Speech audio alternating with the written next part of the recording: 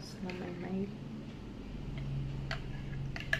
tapos magkanin ako ngayon kasi marami akong gagawin.